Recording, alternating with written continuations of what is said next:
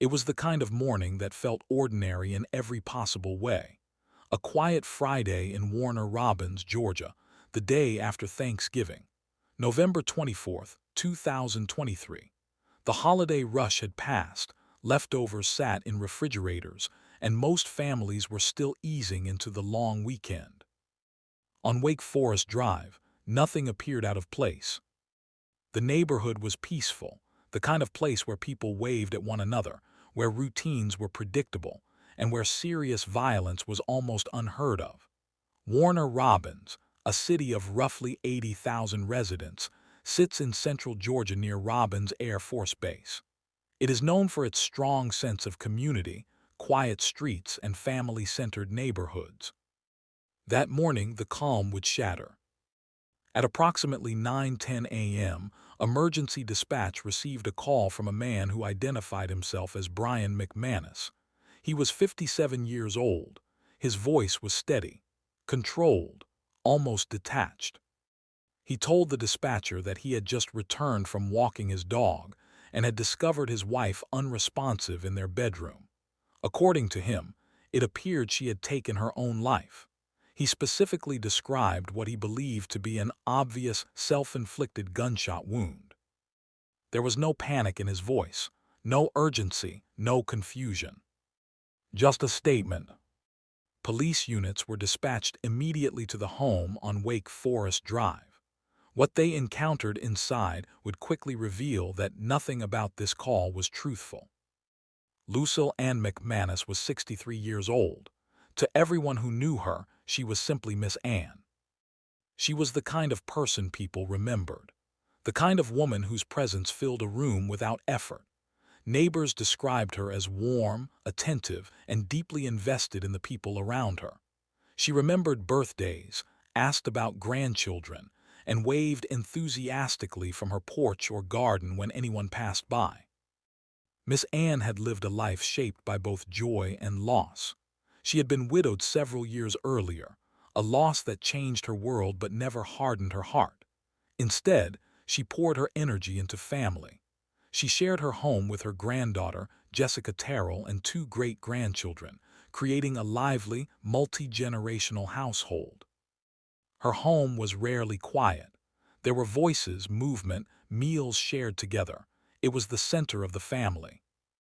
Yet despite the fullness of her life, those close to Miss Anne recognized a quiet loneliness that surfaced during still moments.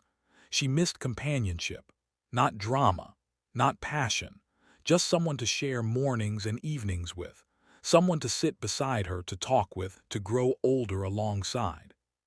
She believed that chapter of her life might still be possible, and that belief led her to trust the wrong person.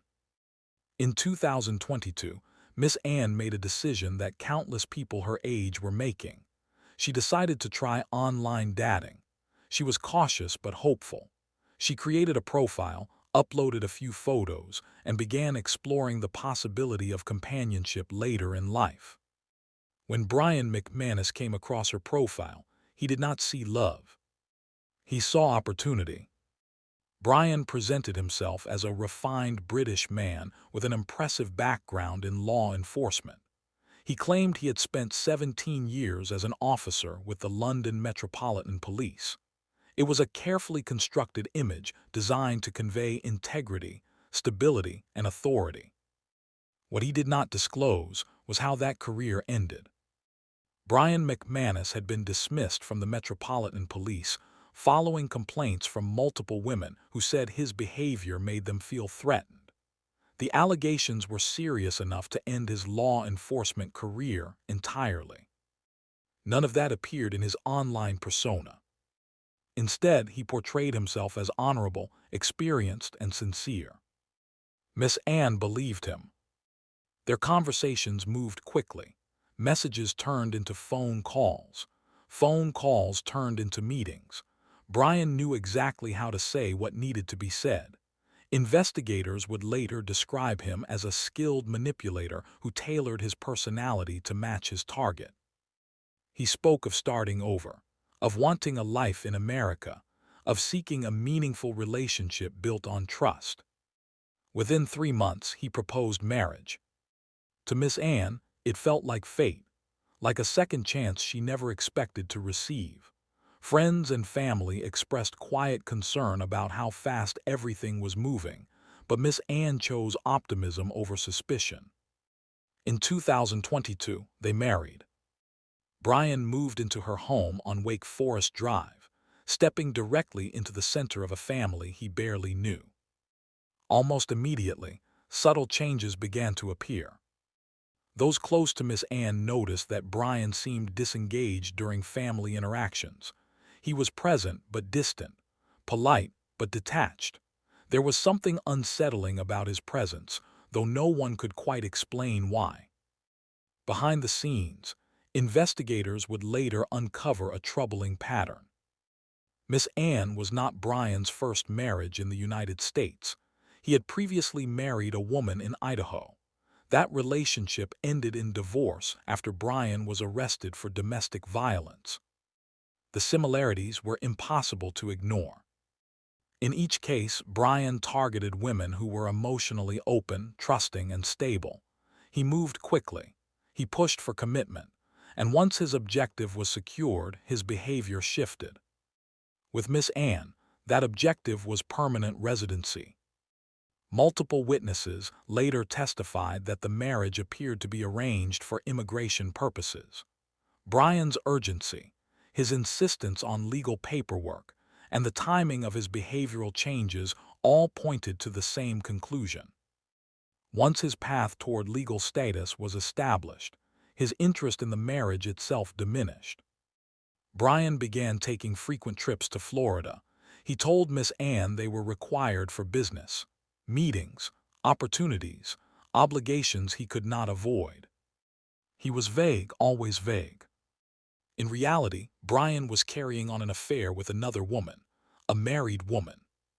For months, he maintained both relationships simultaneously, moving between lies with ease. He returned home, played the role of husband, joined family meals, and spoke of the future. It was all performance. District Attorney Eric Edwards would later describe Brian as a serial liar and conman, who viewed the women in his life as disposable. What made him particularly dangerous was his confidence, his belief that he was always in control, that he could manipulate any situation to his advantage. That arrogance would eventually expose him. In November 2023, Brian made a mistake. He accidentally sent Miss Anne a text message intended for his mistress. The message was intimate, personal, undeniable. For Miss Anne, the discovery was devastating. The man she had trusted, the man she had welcomed into her home and family, had betrayed her completely. She confronted him. According to testimony, the confrontation was intense. Miss Anne expressed her pain, her anger, and her sense of betrayal. She felt used, manipulated. And then she made a decision that changed everything. She told Brian she planned to report their marriage to immigration authorities as fraudulent. For Brian, that threat represented total collapse, deportation, exposure, the end of the carefully constructed life he had built through deception. Investigators believe that moment marked the point where Brian decided Miss Anne could not be allowed to live. The morning of November 24, 2023, Brian waited. Evidence later showed Miss Anne had just finished showering when he attacked her. She was vulnerable, unprepared. She fought back. Her injuries told a story of desperation and resistance. This was not a sudden or accidental act. It was a sustained, violent assault. Afterward, Brian attempted to erase what he had done. He cleaned himself. He gathered evidence. He left the house with the dog, walking a route that would later draw investigators' attention. Then he returned and made the call. The calm voice. The false story. The claim of suicide. It would not hold. Brian McManus was taken into custody less than 24 hours after Lucille Anne McManus was killed. By that point, investigators no longer viewed him as a grieving husband. To them, he was the only person who could have committed the crime. At the police station, Brian was calm in the way that unnerved even seasoned detectives. He did not ask how his wife had died. He did not ask whether she had suffered. He did not ask what would happen next. Instead, he focused on himself, on procedure, on what investigators could prove. Detectives began by giving him the opportunity to explain what had happened. Brian repeated his original story almost word for word. He said he had taken the dog for a walk. He said he had returned home to find Miss Anne unresponsive. He said he believed she had taken her own life. When detectives confronted him with the absence of a firearm, Brian hesitated. He suggested perhaps Miss Anne had hidden it somewhere. When told that her injuries were inconsistent with a gunshot wound, he grew defensive. He insisted he was not a medical expert. Then detectives showed him the security footage. The footage did not lie. It showed Brian walking directly to the drainage ditch. It showed him stopping. It showed him throwing items into the water. It showed him returning home. Brian stared at the screen. For the first time, his confidence wavered. From that moment on, Brian's account began to change. Not all at once, but gradually, in ways investigators would later describe as calculated attempts to stay one step ahead of the evidence. His first new version of events was subtle. He suggested that perhaps something had happened while he was out walking the dog. Maybe Miss Anne had been attacked by someone else. Maybe she had surprised an intruder. When detectives asked why there were no signs of forced entry, Brian had no answer. When they asked why the security cameras showed no one else approaching the house, Brian fell silent. That story was abandoned almost as quickly as it was introduced. Brian then turned his attention toward the people closest to Miss Anne. He suggested that her granddaughter, Jessica Terrell, might have been involved. He implied tension in the household. He hinted at disagreements. He suggested motives without evidence. Detectives immediately checked cell phone records. Jessica's phone data showed she was nowhere near the house at the time of the murder. Her movements were verified. Her alibi was solid. Brian's accusation collapsed under scrutiny. But he was not finished. As detectives pressed him, Brian's demeanor shifted again. His tone became defensive. His answers became longer, more elaborate. He began speaking in hypotheticals, offering scenarios that could explain the evidence without implicating him. Perhaps it had been a burglary. Perhaps Miss Anne had let someone into the house. Perhaps she had been attacked by a stranger. None of it fit. There were no missing valuables, no forced entry, no evidence of any third party. The physical evidence told a single, consistent story, and Brian was at the center of it. When detectives pointed out the scratches on his arms, Brian attempted to dismiss them as accidental. He suggested the dog might have caused them. He suggested they might have happened earlier. But the DNA under Miss Anne's fingernails told a different story. That DNA was Brian's. At that point, detectives ended the interview. They did not need a confession. They already had the truth. As Brian sat in custody, investigators continued to dig deeper into his past. What they uncovered reinforced everything they suspected.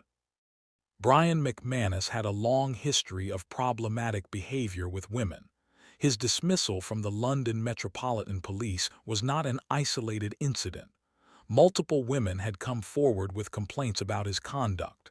They described feeling intimidated, threatened, unsafe. After leaving the United Kingdom, Brian reinvented himself. He came to the United States. He married. He divorced.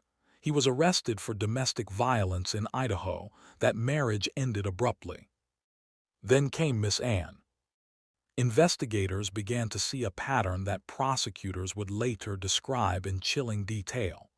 Brian targeted women who were emotionally open and trusting. He moved quickly. He created dependency. And when the relationship no longer served his needs, he discarded it. Miss Anne had stopped being useful. Worse, she had become a threat. The accidental text message became a central piece of the investigation. Forensic analysis of Brian's phone records confirmed the affair. Messages revealed emotional intimacy, long-term planning, and deception. This was not a brief lapse in judgment. It was a sustained betrayal. More importantly, the messages established motive. Miss Anne's plan to report the marriage to immigration authorities would have destroyed Brian's future in the United States. Deportation back to the United Kingdom would have forced him to confront the professional disgrace he had fled. Investigators believed Brian chose murder over accountability. As prosecutors began assembling their case, they focused on intent. This was not an impulsive act. Every step Brian took pointed to planning. He waited until Miss Anne was alone. He attacked her in a private space. He used a weapon readily available in the home. He cleaned up. He disposed of evidence. He created a false narrative. Each action demonstrated forethought. The rubber mallet, recovered from the drainage ditch, became a powerful symbol of the crime. It was an ordinary household tool, turned into a weapon through deliberate choice. The damaged phone raised additional questions. Investigators believed it contained communications Brian did not want discovered. The attempt to destroy it only added to the evidence of consciousness of guilt. By the time Brian McManus was formally charged with malice murder, prosecutors were confident. This was not a case built on speculation. It was built on physical evidence, digital evidence, and a clear motive. Still, Brian maintained his innocence. He pleaded not guilty, and he prepared for trial. For Miss Anne's family, the days following her death were a blur of shock and grief. Jessica Terrell struggled with guilt, replaying the last moments she spent with her grandmother. Thanksgiving had come and gone. Ordinary decisions suddenly felt unbearable. The family also had to endure something else. Brian's accusations. To be blamed by the man who had murdered the woman they loved added another layer of pain. Prosecutors would later acknowledge how deeply cruel those accusations were. But the family remained united. They trusted the evidence. They trusted the truth. As the case moved toward trial, prosecutors knew they were facing a defendant who believed he could outthink everyone in the room. Brian McManus saw himself as smarter than investigators, smarter than prosecutors, smarter than a jury. That belief would be his undoing. Part 4 will follow the preparation for trial, the courtroom strategy, and how prosecutors plan to dismantle Brian McManus's carefully constructed lies piece by piece. As the case against Brian McManus moved toward trial, prosecutors focused on a single goal: telling the story exactly as the evidence revealed it, step by step, without exaggeration and without emotion. They knew the facts alone were powerful enough.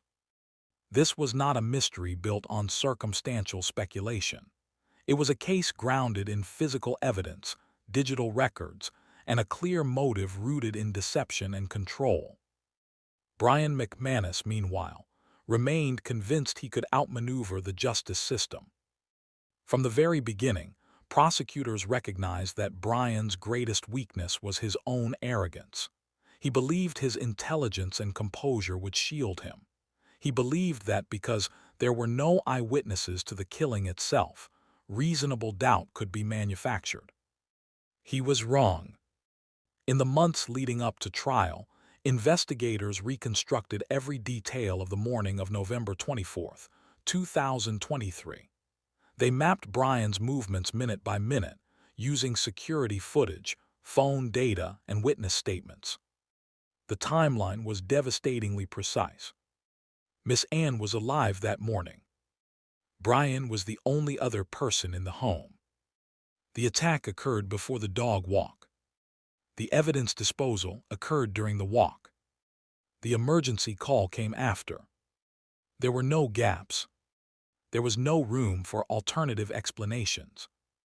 Prosecutors also prepared to present Brian's background, not to paint him as inherently evil, but to establish a pattern of behavior that explained his actions. They would show the jury that this was not a man who made a single tragic mistake. This was a man who repeatedly exploited trust for personal gain. His dismissal from the London Metropolitan Police would be addressed carefully. Prosecutors did not rely on sensationalism. Instead, they focused on what it revealed about his history with authority, boundaries, and women. The prior domestic violence arrest in Idaho would be introduced to demonstrate a pattern of escalation when relationships no longer served his needs. Miss Ann was not the first woman Brian had harmed. She was the last. The prosecution also prepared testimony from those who knew Miss Ann best. Family members and neighbors would describe who she was, how she lived, and how deeply she valued her family. This was not to elicit sympathy, but to establish context. Miss Ann was not isolated. She was not depressed. She was not planning to end her life. She had plans. She had responsibilities. She had a future she was still invested in. That reality stood in direct contrast to Brian's claim of suicide. When the trial began in July 2025, the courtroom was filled with quiet tension. Brian McManus sat at the defense table, expressionless. He wore the same controlled demeanor investigators had observed from the beginning. The prosecution opened with the facts. They walked the jury through the morning step by step. They showed the crime scene photographs. They explained the blood spatter patterns. They presented the autopsy findings. They showed the security footage. The video of Brian walking to the drainage ditch played in silence. Jurors watched as he stopped, bent down, and discarded items into the water. The footage required no narration. It spoke for itself. The rubber mallet was introduced into evidence. Prosecutors explained how the injuries to Miss Ann's head were consistent with its size and shape. Forensic experts testified that the force required to cause such damage could not have been accidental. This was intentional violence. The DNA evidence followed. Experts explained how skin cells recovered from beneath Miss Ann's fingernails matched Brian McManus. They explained how defensive wounds occur. They explained how victims instinctively fight back. Miss Ann had fought, and she had left proof. The prosecution then addressed motive. They introduced evidence of Brian's affair, messages, travel records, location data, the accidental text message that exposed everything. They explained how Miss Ann discovered the betrayal, how she confronted Brian, and how she threatened to report the marriage as fraudulent. An immigration expert testified about the consequences Brian would have faced: deportation, loss of residency, return to the United Kingdom. For the jury, the picture became clear. Brian had everything to lose. The defense attempted to create doubt. They questioned timelines. They suggested alternative theories. They implied investigative bias. But every attempt fell flat. There was no evidence of an intruder. No evidence of a struggle involving anyone else. No explanation for the disposal of the weapon. And no explanation for Brian's lies. When the defense attempted to revisit Brian's accusations against Jessica Terrell, prosecutors objected. The judge sustained it. The jury had already seen the phone data. The accusation had no basis in reality. Throughout the proceedings, Brian showed little reaction. He did not cry. He did not react when photographs were shown. He did not look at Miss Ann's family. Prosecutors would later say that his lack of emotion was striking, but not surprising. This was a man who viewed others as extensions of his own needs. As the trial progressed, jurors heard from detectives who described Brian's shifting stories. They explained how his account changed each time new evidence was introduced. Consistency matters in truth. And Brian had none. By the time closing arguments approached, the prosecution's case was airtight. They did not ask the jury to speculate. They asked them to follow the evidence. And the evidence led to one conclusion. Brian McManus murdered his wife.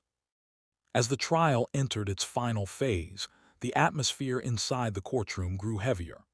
By this point, the jury had heard days of testimony, seen the evidence laid out in meticulous detail, and watched as every alternative explanation offered by the defense collapsed under scrutiny. Now it was time for closing arguments. The prosecution stood before the jury and did not raise their voice. They did not rely on dramatic language. Instead, they returned to the evidence piece by piece, reminding the jury that this case was not about emotion or speculation. It was about facts. They reminded the jury of the timeline, the quiet morning, the dog walk, the disposal of evidence, the call to emergency services. They reminded them of the rubber mallet pulled from the drainage ditch, still bearing traces of Miss Anne's blood. They reminded them of the DNA beneath her fingernails, proof that she had fought her attacker. They spoke about motive, about deception, about a marriage built on fraud and manipulation, about an affair exposed by accident, and about the threat that would have ended everything Brian McManus had worked to obtain. The prosecution emphasized that Miss Anne did not choose to die. She was not planning to harm herself. She was planning to protect herself. And for that she was killed. When the defense addressed the jury, their task was difficult. They attempted to frame the case as circumstantial. They suggested that investigators rushed to judgment. They implied that unanswered questions remained. But unanswered questions require gaps in evidence. There were none. The defense could not explain the security footage. They could not explain the weapon in the drainage ditch. They could not explain the DNA. They could not explain the lies. In the end, they asked the jury to consider doubt where none existed. The jury was sent to deliberate. Inside the jury room there was no shouting, no debate that dragged on for days. Jurors later revealed that the evidence spoke clearly. The timeline was logical. The physical proof was undeniable. After approximately 2 hours, the jury returned. The courtroom fell silent as the verdict was read. Guilty of malice murder. Brian McManus did not react. Miss Anne's family did. Tears flowed quietly, hands were held. The weight of the truth settled over the room. Justice had been delivered, but it did not feel like victory. Sentencing took place days later. The judge spoke directly to Brian McManus, addressing the severity of the crime and the calculated nature of his actions. He described the violence inflicted on Miss Anne and the betrayal that preceded it. Brian McManus was sentenced to life in prison, without the possibility of parole. He would never walk free again. For Miss Anne's family, the sentence brought a measure of closure, but not peace. Jessica Terrell addressed the court, her voice breaking as she spoke about the guilt she carried for missing Thanksgiving lunch the day before her grandmother was killed. She spoke about love, about regret, about the emptiness left behind. Another granddaughter described Miss Anne as beautiful, kind, and loving, a woman who gave freely and trusted deeply, a woman who deserved safety in her own home. Their words filled the courtroom with a grief that no sentence could erase. Outside the courtroom, prosecutors spoke briefly to the media. They described Brian McManus as a man who viewed people as disposable, a man who chose violence rather than accountability. They also spoke about Miss Anne, about her generosity, her warmth, her devotion to family. They reminded the public that behind every case file is a real person, and behind every verdict is a family forever changed. But the story did not end with the verdict. The broader implications of the case began to emerge. Advocates spoke about the vulnerability of older adults navigating online dating, about the need for awareness, about recognizing manipulation disguised as charm. Miss Anne's death became a warning, not one meant to inspire fear, but one meant to encourage caution. In the weeks following the verdict, Warner Robins returned to its routines, but the sense of normalcy was altered. The case had left a mark on the community. This was not the kind of crime people expected in a quiet neighborhood like Wake Forest Drive. It forced residents to confront an uncomfortable truth. Danger does not always arrive loudly or violently from the outside. Sometimes it moves in quietly through trust. Neighbors spoke openly about how the case changed the way they viewed familiarity. Brian McManus had lived among them. He walked his dog. He waved. He blended in. No one had suspected the violence unfolding behind closed doors. For many, that realization was unsettling. The house where Miss Anne had lived, once filled with laughter and the sounds of children, now stood as a painful reminder of what had been lost. Family members gradually removed her belongings, each item carrying memories that were both comforting and devastating. Jessica Terrell later said that the hardest part was the silence, the absence of Miss Anne's voice, the routines that no longer existed, the sense of guidance and stability that had anchored the family. Grief, she explained, did not arrive all at once. It came in waves. Law enforcement agencies involved in the case took time to review the investigation internally. From the initial response to the recovery of evidence, the case became a point of reference for how quickly careful observation can dismantle deception. Detectives emphasized how critical neighborhood surveillance footage had been. Without it, the case would still have been solvable. But the footage removed ambiguity. It showed intent. It showed planning. It showed consciousness of guilt. The recovery of the rubber mallet was another turning point. It was a reminder that even when perpetrators believe they have eliminated evidence, small decisions can unravel everything. The case reinforced a principle investigators often repeat: offenders make mistakes, always. Brian McManus's mistake was believing he was smarter than the system. Advocacy groups also took notice. Organizations that work with older adults highlighted the risks associated with online dating and late-life relationships. They stressed the importance of background checks, transparency, and listening to instincts when something feels wrong. Miss Anne's story was shared not to frighten, but to educate. She was not reckless. She was not naive. She was hopeful. And hope should never be punished. Prosecutors later reflected on the emotional weight of the trial. They spoke about the challenge of presenting such a violent case in a way that honored the victim without sensationalizing her death. They described Miss Anne as someone who deserved dignity, even in the telling of what happened to her. That approach resonated with the jury, who later said they appreciated the clarity and restraint with which the case was presented. Justice, they said, felt inevitable once the full picture was clear.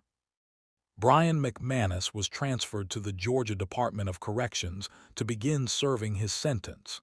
He entered the system quietly, without fanfare, stripped of the identity he had so carefully constructed. No longer a husband. No longer a professional. No longer in control. Just a man facing the consequences of his choices. He would have no further role in Miss Anne's story. For her family, healing became a long and uncertain process.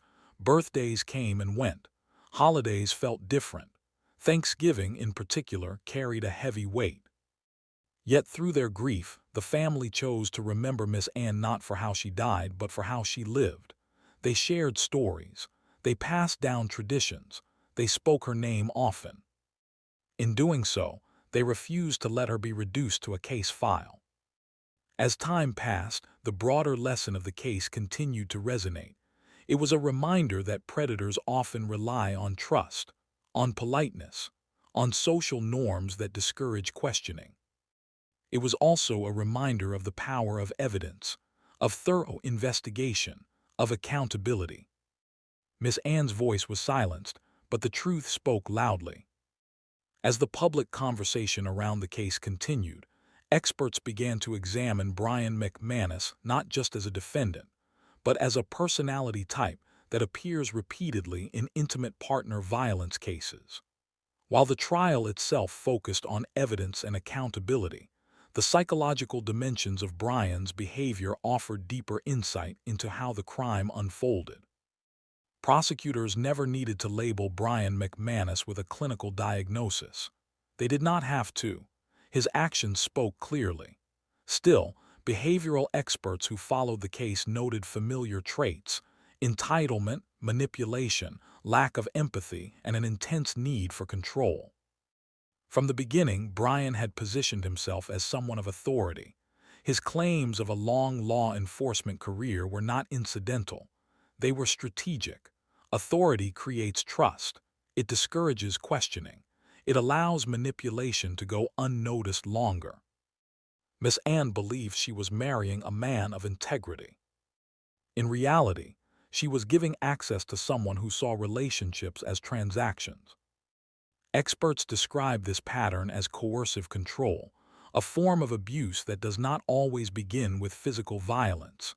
Instead, it unfolds gradually, through emotional manipulation, deception, and isolation. Brian did not immediately mistreat Miss Anne in ways that were obvious. He did not arrive angry or volatile. He arrived charming, attentive, seemingly devoted. That is how coercive control often begins. Over time, subtle shifts occur: emotional distance, unexplained absences, gaslighting, vague explanations that keep the other person off balance. The goal is not companionship. The goal is dominance. In Brian's case, control extended beyond emotions. It included immigration status, financial stability, and ultimately life itself. What made Miss Anne particularly vulnerable was not weakness, but trust. She believed in honesty. She believed people meant what they said. She did not expect to be deceived so completely by someone she welcomed into her home. Experts emphasize that this kind of trust is not a flaw. It is human.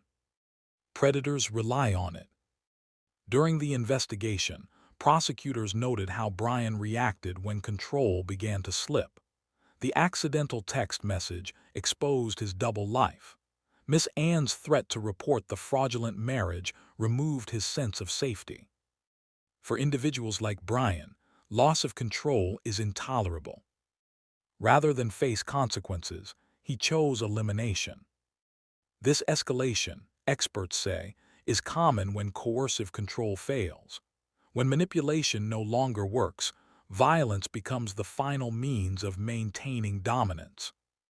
Another factor discussed by experts was Brian's behavior after the murder: his calm demeanor, his lack of visible emotion, his immediate focus on himself. These traits are often misinterpreted as shock or emotional numbness. In reality, they can reflect emotional detachment and self-preservation. Brian did not ask about Miss Anne. He asked about himself. The attempt to blame Jessica Terrell was also examined through this lens. Experts noted that deflection and projection are common strategies among manipulative offenders. By accusing others, Brian attempted to reclaim control of the narrative. It failed, but the attempt itself caused harm. For Miss Anne's family, being accused by the person who killed her added a layer of trauma that would take years to process. Throughout the trial, Brian maintained the belief that he could outthink everyone involved. Prosecutors later said this belief was evident in his decisions. He disposed of evidence in a way he believed would not be discovered. He fabricated stories he thought sounded reasonable.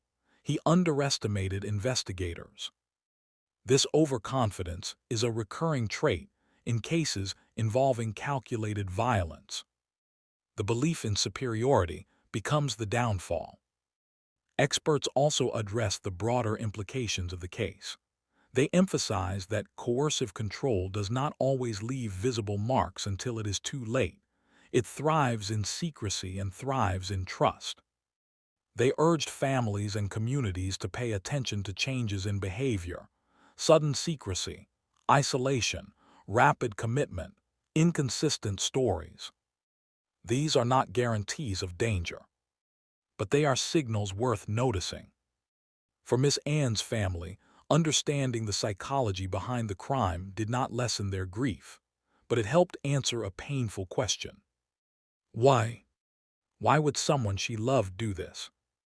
The answer, while devastating, was clear. Because Brian McManus did not see her as a person. He saw her as an obstacle. For Miss Anne's family, the days after the trial were filled with conflicting emotions. There was relief that the truth had been acknowledged and that Brian McManus would never harm anyone again. But relief did not equal healing. Nothing could undo what had been taken from them. Jessica Terrell later said that grief changed shape over time. At first it was shock, then anger, then an overwhelming sadness that settled into everyday life. Ordinary moments triggered memories, a recipe, a chair at the table, a familiar laugh that would never be heard again. Miss Anne had been more than a grandmother. She had been a constant, a source of comfort and guidance, the emotional center of the family. Losing her meant losing a sense of stability that had anchored generations. The family chose to speak publicly, not because it was easy, but because they wanted Miss Anne to be known for who she truly was. Not as a victim, but as a woman who lived with generosity and love. They spoke about her patience, her kindness, her habit of putting others first, about the way she treated her great-grandchildren with warmth and joy, never too tired to listen, never too busy to care. She made people feel safe. That irony was not lost on them. Holidays were the hardest. Thanksgiving, in particular, carried a weight that could not be ignored. The family remembered the last holiday meal, the small decisions that felt insignificant at the time but now felt heavy with regret. Jessica spoke about wishing she had stayed longer, wishing she had said more, wishing she had known. These thoughts are common in grief. The mind searches for control where none exists. It replays moments endlessly, hopping for a different ending. The family learned slowly that guilt was another form of loss, one they did not deserve. As time passed, the family found ways to honor Miss Anne's memory. They shared her stories with the children. They passed down traditions she had started. They spoke her name often, refusing to let it fade into silence. In doing so, they reclaimed her story. She was not defined by the violence that ended her life. She was defined by the love she gave. The community of Warner Robins also found ways to reflect. Neighbors who once exchanged casual greetings now spoke more openly about safety and awareness. The case changed conversations. It encouraged people to check in on one another more intentionally. It also reminded many that danger does not always look dangerous. Sometimes it looks polite. Sometimes it sounds charming. Sometimes it arrives with promises. That realization lingered. Advocates for victims of intimate partner violence pointed to Miss Anne's case as an example of how abuse can take many forms before becoming physical. They emphasized that emotional manipulation, deception, and coercive control are serious warning signs, even when there is no visible harm. They urged families to listen when loved ones express unease, to ask questions, to trust instincts. Miss Anne had trusted deeply. Others could learn from her story without blaming her for what happened. The legal system had done its job. Brian McManus would remain incarcerated for the rest of his life. There would be no appeals that could erase the verdict, no possibility of parole. But justice, the family acknowledged, was not the same as closure. Closure is a myth.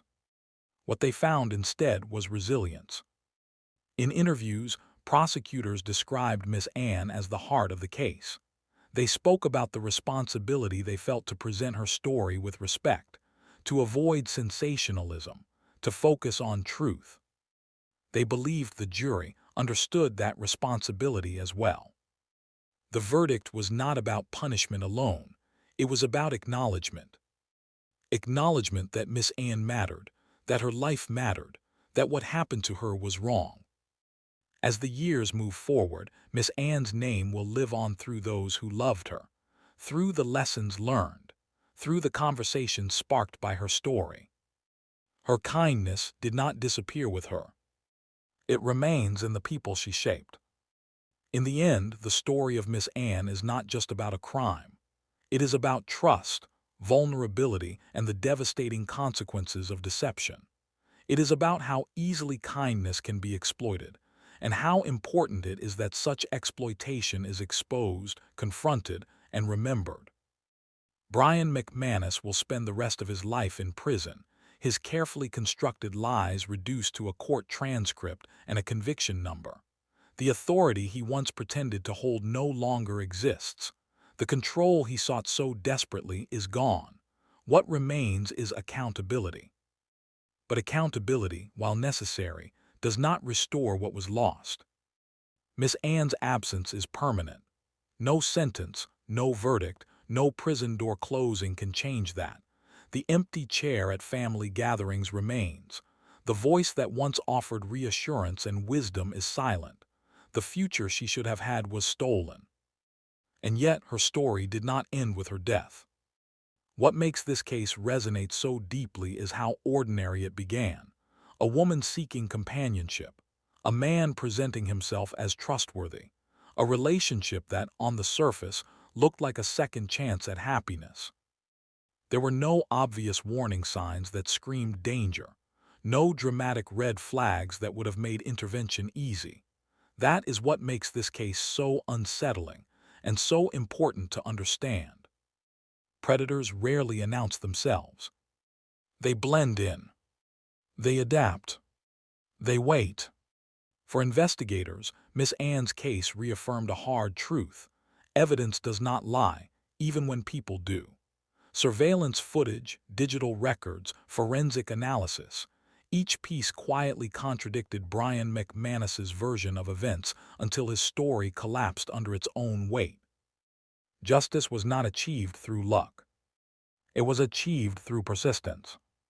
For the jury, the case became a moral responsibility. Their verdict was not just a legal conclusion, it was a statement that manipulation does not excuse violence, that deception does not erase guilt, that victims deserve to be heard even when they cannot speak for themselves. They spoke for Miss Anne when she no longer could. For her family, life continues in a way forever altered. Grief does not disappear, it evolves. Some days are manageable, others are heavy. The pain never fully leaves, but neither does the love.